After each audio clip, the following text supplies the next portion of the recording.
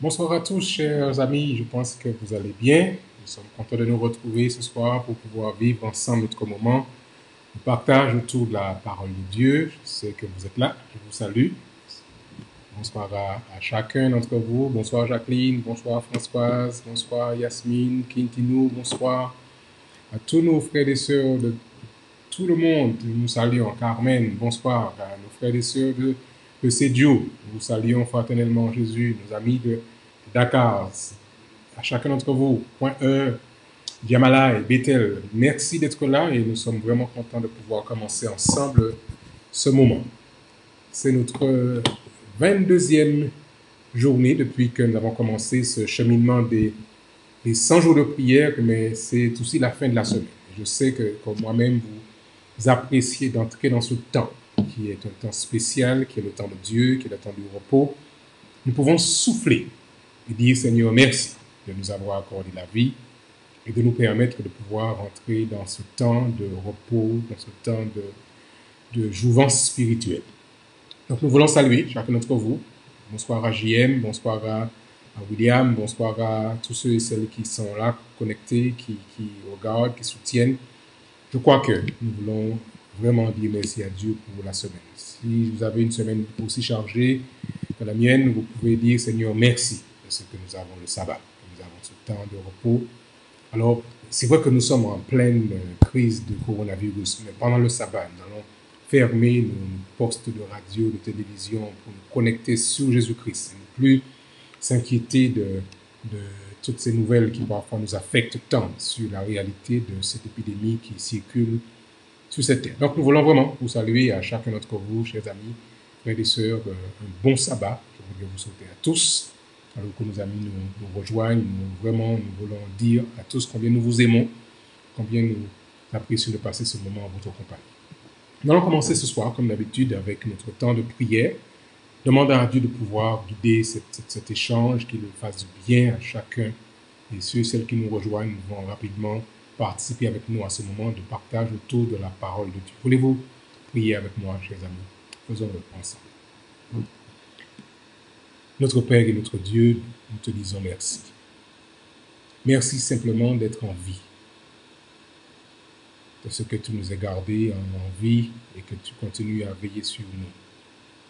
Nous voulons, Seigneur, aussi te présenter en même temps ceux et celles qui sont malades, ceux qui sont hospitalisés, ceux qui sont couchés sur un lit de douleur et qui doivent recevoir des soins, quel que soit leur état de santé, Seigneur. Visite-les à cet instant toi-même et accorde à chacun l'assurance de ta présence à son chevet, comme médecin, comme Seigneur et comme Sauveur. Nous voulons, Seigneur, aussi te présenter ceux et celles qui pleurent, qui ont perdu un être cher pendant cette semaine. réconforte-les, Seigneur. Que tu puisses envoyer quelqu'un, un frère, une soeur, un ami, quelqu'un qui saura être là pour les soutenir dans ces moments de tristesse. Alors que nous commençons ce sabbat, nous voulons, Seigneur, placer à tes pieds tous nos fardeaux, vraiment tous nos fardeaux, tous nos soucis, toutes nos inquiétudes. Et remplace tout ceci par une paix que toi seul peux nous donner. Nous t'avons prié, Père, au nom de Jésus et pour ta gloire. Amen. Voilà, bonsoir encore à chacun d'entre vous, ceux qui nous rejoignent. Ce soir, nous continuons notre 22e journée, comme je disais, sur le plan des 100 jours de prière et nous cheminons ensemble avec vous pour ces 3 objectifs que je rappelle. Le premier, c'est l'effusion du Saint-Esprit. Nous croyons que Dieu a promis et qu'il peut nous accorder, qu'il veut nous accorder plutôt cette puissance pour achever la proclamation de l'Évangile. Nous voulons aussi prier pour que chacun, vous et moi, nous fassions avec Dieu une nouvelle expérience, que ce soit l'expression, le vécu d'un vrai réveil spirituel intense, un retour à notre engagement avec Dieu, un retour à l'étude de la parole du Seigneur, un retour à ce que seul Dieu peut faire. Et puis, le troisième sujet que nous allons partager pendant ces 100 jours, ce sera le sujet du coronavirus, de ce virus qui affecte la terre et qui affecte chacun d'entre nous. Mais nous croyons que nous pouvons compter sur Dieu pendant ces jours qui restent de ce cheminement avec lui jusqu'à la fin de ces 100 jours. Je partage avec vous, chers amis, les sujets de gratitude du président de la conférence générale, pasteur Ted Wilson. Voilà ce qu'il dit pour exprimer ces sujets de reconnaissance à Dieu. Il dit, en dépit de la pandémie du Covid-19, l'Église adventiste du 7e jour continue d'avancer dans la mission. Beaucoup de méthodes créatives et de nouvelles de partage de l'Évangile sont développées avec une portée bien plus large que celle que nous avons déjà connue. Et il dit en terminant, louons Dieu. Je me joins en effet à ces mots du président de la conférence générale pour dire effectivement que nous avons vu des initiatives ça et là se mettre en place et nous voulons louer Dieu de ce que malgré cette épidémie, chacun s'organise, se met en place un système pour pouvoir faire en sorte que nous partagions cette espérance que nous avons du retour de Jésus-Christ. C'est très bien que nous puissions faire comme cela et on continuera, même après les 100 jours de prière, à nous assurer que nous partagions cette joie que nous avons d'appartenir à Jésus-Christ par tous les moyens possibles. Ce soir, je voudrais vous inviter à considérer un texte qui est tiré de l'Évangile selon Marc. Marc au chapitre 6, et le verset qui nous intéresse pour ce soir, c'est le verset 21. Marc au chapitre 6 et le verset 21. L'épisode dans lequel se trouve ce texte, c'est un épisode où Jésus est avec ses disciples.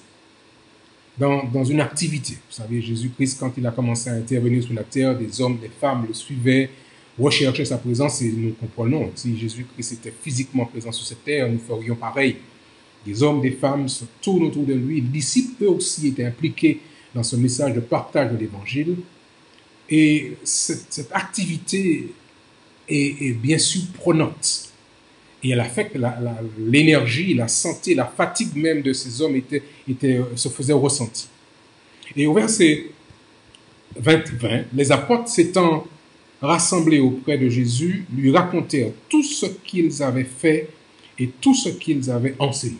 Ils revenaient d'une première expérience sur le terrain, ils étaient contents, fiers de ce qu'ils avaient vécu, et ils partagent avec Jésus, avec frénésie, ce qu'ils ont vécu. Comme vous aussi, vous et moi, nous voulons être prêts à partager quand le Saint-Esprit se saisira de nous, ce que nous aurons vécu comme expérience sur le terrain avec des hommes et des femmes qui découvrent Jésus-Christ. Mais le Christ, lui, qui est un enseignant par excellence, leur dit, le verset qui nous intéresse pour ce soir, Marc chapitre 6, au verset 21, « Venez à l'écart dans un lieu désert et reposez-vous un peu. » J'aime cette attention de Jésus. Il entend ce qu'ils disent, mais il sait lire dans leur visage, il sait lire dans leur cœur. Et il peut voir les attitudes, et puis il comprend, il reconnaît la fatigue accumulée. Alors il leur dit tout simplement, venez à l'écart, dans un lieu désert, et reposez-vous un peu. Et Marc, qui nous narre cette histoire, va dire dans son commentaire, car il y avait beaucoup d'allants et de venants, et ils n'avaient même pas le temps de manger. Ceci me fait penser au personnel des hôpitaux qui travaillent beaucoup, aux infirmiers, aux médecins, à toute l'équipe qui se donne. Et on peut comprendre le degré de fatigue que beaucoup ressentent. On peut aussi comprendre le degré de difficulté, d'angoisse que beaucoup de personnes affectées par ce virus ressentent aussi, avec le stress que cela génère. Jésus, comme il le disait à ses disciples à l'époque, vous dit à vous et à moi, quelles que soient les causes de votre fatigue, qu'elles soient fatigue physique, qu'elle soit fatigue émotionnelle, qu'elle soit fatigue psychologique, quelles que soient les causes de votre fatigue, ce soir, alors que nous entrons dans le sabbat, le mot sabbat, vous savez bien, signifie repos. Jésus-Christ nous dit, comme il disait à ses disciples à l'époque, venez à l'écart, dans un lieu désert, et reposez-vous un peu. Je prie vraiment pour que ce sabbat soit un temps de repos. Repos physique, bien sûr, pour ceux qui sont en activité, ceux qui travaillent, mais aussi repos de l'âme, repos du cœur. Toutes ces inquiétudes, toutes ces angoisses qui parfois nous stressent, parfois viennent même perturber le sommeil de beaucoup. Que nous puissions ce soir, alors que nous entrons dans le temps de Dieu, déposer tous ces fardeaux à ses pieds. Dans un geste presque concret, prendre cette charge que parfois certains portent sur leurs épaules, portent dans leur estomac. Chacun place son stress en quelque part. Quel que soit là où nous plaçons toute cette charge émotionnelle lourde, que nous puissions déposer ceci au pied de Jésus et lui dire, Seigneur, je veux de ton repos, je veux de ta paix. Et Jésus-Christ, qui est un Dieu qui comprend, qui voit ce qui se passe, il nous dira, repose-toi. Laisse-moi t'accorder la paix. Que cette nuit, selon la volonté du Seigneur, soit une nuit de repos paisible. Que nous puissions dormir en paix, sachant que Dieu veille sur nous. Alors, comme Jésus les invitait, ils partirent dans une barque pour aller à l'écart dans un lieu désert. Et Marc répète pendant 2 fois l'expression lieu désert, c'est-à-dire lieu où il n'y a pas d'activité, de frénésie, de mouvement, de bruit. Le désert, c'est souvent un espace calme. Donc Dieu nous invite, vous invite, chers amis, pendant ce temps de sabbat, à rechercher le calme. Je vous invite à le faire. Recherchez le calme pendant cette journée, un coin, un espace où vous serez tranquille, quel que soit votre contexte de vie, un petit espace où vous pouvez vous retrouver seul avec Jésus. Prenez votre Bible. Découvrez une parole du Seigneur, redécouvrez les récits du Nouveau Testament, cheminez avec Jésus, passez un temps avec lui. Et dans ce temps d'intimité avec Jésus-Christ, ouvrez-lui votre cœur. Dites-lui vos soucis, dites-lui vos questionnements, dites-lui vos angoisses. Et en retour, laissez Jésus vous remplir de sa paix, de ce calme que lui seul peut nous accorder, parce qu'il nous fait la promesse d'être avec nous tous les jours, jusqu'à la fin du monde. Je voudrais vraiment vous inviter à goûter à ce temps, pendant les 24 heures que Dieu nous accorde pendant ce temps du sabbat, que nous puissions chacun nous déconnecter quelque peu de la frénésie autour de nous et de nous placer en présence de Jésus. Ce soir, nous voulons prier. Nous voulons prier pour tous nos frères et sœurs du monde entier qui veulent faire l'effort de rester accrochés à Jésus, même si ce n'est pas facile. Nous voulons prier pour chacun d'entre vous, nos partenaires qui sont là, présents, et les autres frères et sœurs que nous ne connaissons pas. Le monde est grand et nous avons des frères, des amis, des parents, des cousins, des tantes, des oncles, tout ce que nous avons sur le cœur. Nous voulons prier pour que Dieu puisse les visiter. Et pendant que nous allons prier, pensez vous-même à ceux pour lesquels vous voulez présenter à Dieu, pour lesquels vous voulez intercéder. Que Dieu les visite. Et puis, si vous avez le temps, un petit coup de téléphone leur ferait, je pense, du bien. Nous voulons prier donc pour tous nos membres d'église, tous nos frères et sœurs, ceux qui pleurent le décès de membres de famille. Nous voulons aussi prier pour que nous puissions vraiment trouver ce temps avec Dieu dans le calme, dans la paix, dans le repos, dans la confiance en Dieu. Nous voulons prier pour que notre communauté de foi, qui vit des moments difficiles aujourd'hui, puisse véritablement se préparer à partager ce message, ce beau message du retour de Jésus-Christ à ceux qui ne le connaissent pas. Que nous puissions humblement dire à nos amis, à nos voisins, c'est vrai qu'il y a cette épidémie, mais Dieu a un plan. Dieu a promis que très bientôt, il reviendra nous chercher. Par conséquent, nous n'avons pas à craindre que votre cœur ne se trouble point, disait Jésus. Il y a plusieurs demeures dans la maison de mon Père. Si cela n'était pas, je vous l'aurais dit, je vais vous préparer une place. Et lorsque je m'en serai allé et que je vous aurai préparé cette place, il dit, je reviendrai et je vous prendrai avec moi afin que là où je suis, vous y soyez aussi. Prions donc pour que Dieu ravive l'espérance que nous avons du retour de Jésus. Prions donc pour que nous puissions, dans notre empressement de trouver des moyens créatifs pour témoigner aux autres, que nous ne puissions pas perdre de vue Jésus-Christ. C'est lui qui est le centre de notre activité, c'est lui qui nous guide, c'est lui qui nous accompagne et nous voulons vraiment le prier en ce soir. Voulez-vous prier avec moi, chers amis? Je vous invite à vous recueillir, là où vous êtes dans le calme, et nous allons parler à Dieu. Faites de même de votre côté.